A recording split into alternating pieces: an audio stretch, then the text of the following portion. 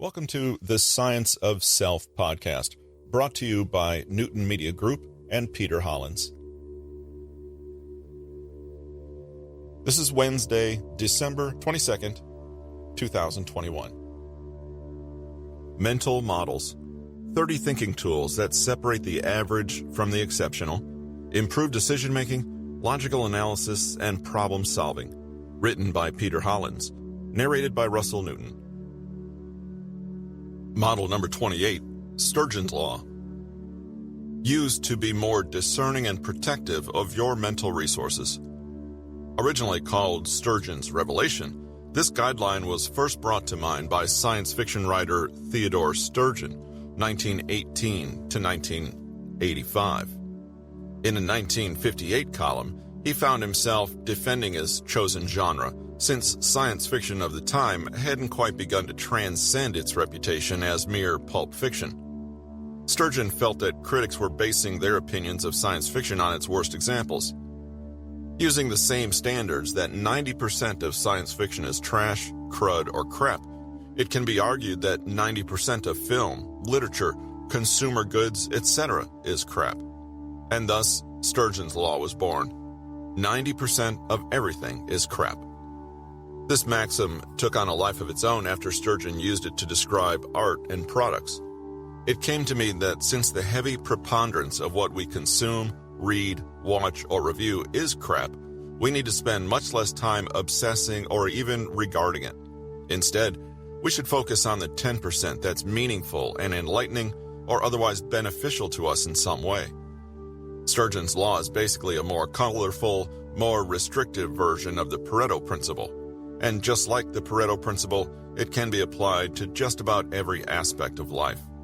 Sturgeon's Law just sets an even higher standard for us to aspire to. For the purposes of our discussion, Sturgeon's Law means that the vast majority of information is low quality. You could even say that 90% of what we think about on a daily basis isn't worth the time. And that's true, to an extent. Our brains make a million neural connections every day. Certainly most of them aren't necessary or even useful. With clear thinking, Sturgeon's Law works in a twofold way. First, consider that much of the information we might use to assess something is inessential, poorly constructed, insignificant, or just plain wrong. Second, we shouldn't get too consumed by how terrible these parts are. Rather, we should focus on the thinking and processes that are good. When we're trying to solve a problem or understand something, therefore, we should concentrate on the most vital components or the most reliable, provable information. Don't waste a lot of energy on the most common flaws or the most disparaged elements. Sturgeon's Law says its low quality makes it unimportant, so it's dispensable. And as Occam's razor suggests, giving too much attention to the inessential will only knock essential thinking off course. There are a couple of caveats to Sturgeon's Law, of course. Everyone's standards are relative, and some things we personally consider to be crap will be someone else's gold. The ratio can vary too. In certain cases, you may only have 75% crap, and within that 10% of non-crap, not all of it will be absolutely great. Some of it is only slightly better than crap. But as a way to clarify and streamline one's thinking, and to counteract some of our mind's tendency to wander in petty or irrelevant directions, Sturgeon's Law is definitely a non-crappy approach you can take. Find the definitively non-crap 10% and work your way out from there. In the end, this mental model preaches selectivity with your time and energy and being perpetually skeptical about what you allow into your life. Models 29 and 30, Parkinson's Laws. Used to stop procrastinating and get more done in less time. British historian Cyril Parkinson was a man of many talents, but for the purposes of this mental model, we'll focus on the two eponymous laws that were eventually named after him, both of which were related to productivity. The first of these laws is called Parkinson's Law of Triviality, also known as the bike shed effect. The story behind the law is that there was a committee tasked with designing a nuclear power plant. This was obviously a large undertaking, So, appropriate care had to be taken in addressing the safety mechanisms and environmental implications of building a new nuclear power plant. The committee met regularly and was able to quell most safety and environmental concerns. They were even able to ensure the nuclear power plant had a pleasing aesthetic that would surely attract the best engineers. However, as the committee met to deal with the remaining issues, one issue in particular kept popping up: the design of the bike shed for employees that commuted by bicycle. This included the color, the signage, the materials used, and the type of bike rack to be installed. The committee couldn't get past these details that were meaningless in the greater scope of a functioning nuclear plant. They kept fixating on small, trivial features that were a matter of opinion and subjectivity. Parkinson summarized the bike shed fiasco in the following manner: the time spent on any item of the agenda will be in inverse proportion to the sum of money involved. Therein lies the essence of Parkinson's Law of Triviality. People are prone to overthinking and fixating on small details that don't matter in the grand scheme of a task, and they do so to the detriment of larger issues that have infinitely more importance. People unwittingly give a disproportionate amount of time and attention to trivialities. These are the tasks that, if you were to take a step back and evaluate, would compel you to ask, who the heck cares about this? This is the classic case of not being able to see the forest for the trees. Remind you of another mental model from earlier in the book? And unwittingly keeping yourself from the finish line. There are two main reasons for this phenomenon. The first reason is procrastination and avoidance. When people want to procrastinate on an issue, they often try to remain productive by doing something that is perceived as productive. Trivial details are still details that need to be taken care of at some point, and they are things that we can tweak endlessly. We feel that we're doing something instead of imitating living the life of a couch potato. This is why we clean when we're putting off work. We're subconsciously avoiding the work but making ourselves feel better by thinking, at least something productive got done. Fixating on the trivial is the equivalent of cleaning the bathroom to avoid work. You are being productive in some way, but not in a way that aids your overall goal. That's why, when the committee members were stuck on how to tackle all of the safety issues, they defaulted to something they could theoretically solve: a bike shed. Trivial tasks need to be addressed at some point, but you need to evaluate when you should actually address them. Triviality can easily sneak into our lives as a placebo for real productivity. Second, and this refers more to group situations, the law of triviality may be the result of individuals who wish to contribute in any way they can, but find themselves unable to in all but the most trivial of matters. They're on the committee, but they don't have the knowledge or expertise to contribute to more significant issues. Yet everyone can visualize a cheap, simple bicycle shed, so planning one can result in endless discussions because everyone involved wants to add a touch, show contribution, and demonstrate their intelligence. It's completely self-serving. The main and only reason to call meetings is to solve big problems that require input from multiple people. Locking people in a room and letting them brainstorm is a fairly proven method for getting things done, if you have an agenda that you stick to. Anything else should be addressed independently. Otherwise, the level of discussion inevitably falls to the lowest common denominator in the room. If somebody starts talking about something that's not on the agenda, you know that triviality is on your doorstep. If somebody is spinning their wheels regarding a tiny aspect of a larger project, triviality is already in the room.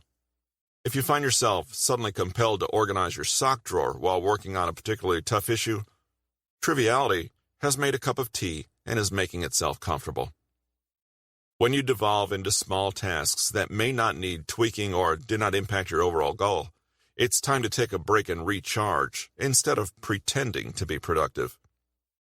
The key to utilizing this mental model and combating triviality is threefold. 1.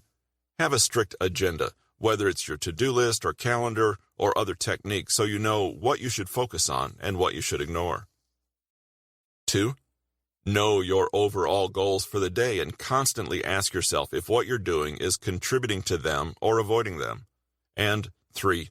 Develop an awareness of when you're starting to lose energy so you can preempt triviality from occurring. Knowing is half the battle when it comes to beating Parkinson's law of triviality. Parkinson's other law is simply known as Parkinson's law, and it's arguably more well known.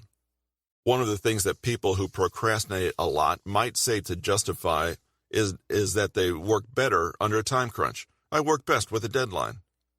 Parkinson's law states that work expands so as to fill the time available for its completion.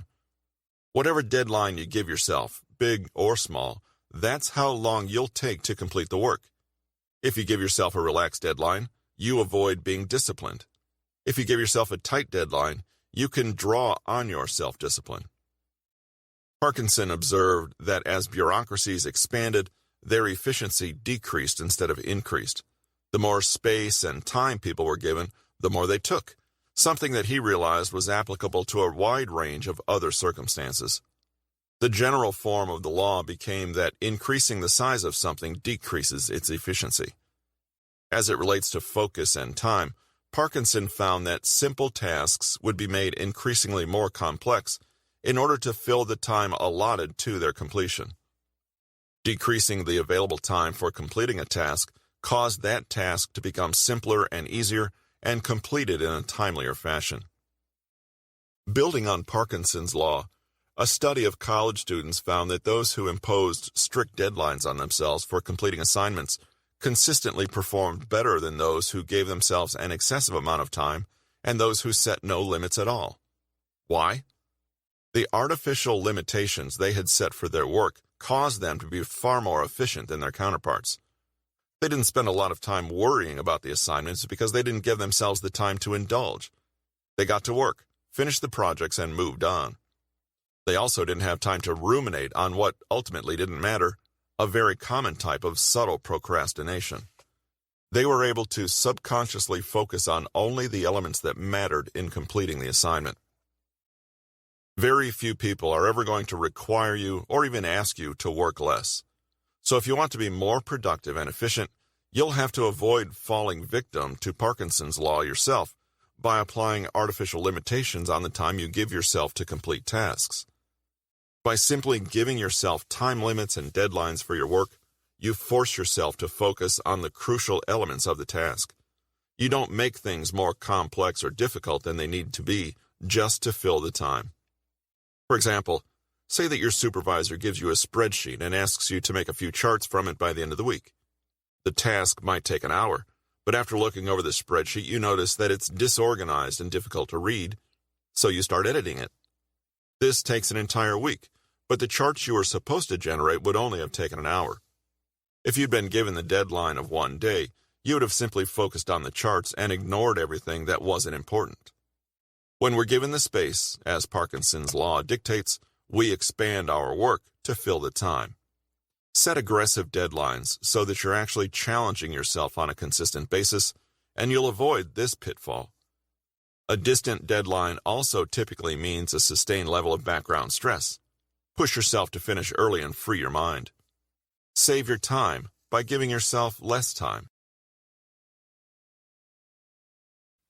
We'd like you to help us keep this podcast sponsor-free.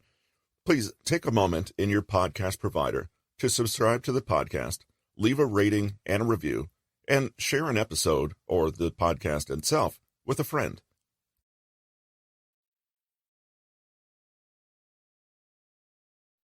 This has been Mental Models, 30 thinking tools that separate the average from the exceptional, improve decision-making, logical analysis, and problem-solving.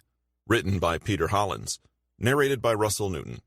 Copyright 2019 by Peter Hollins. Production copyright by Peter Hollins.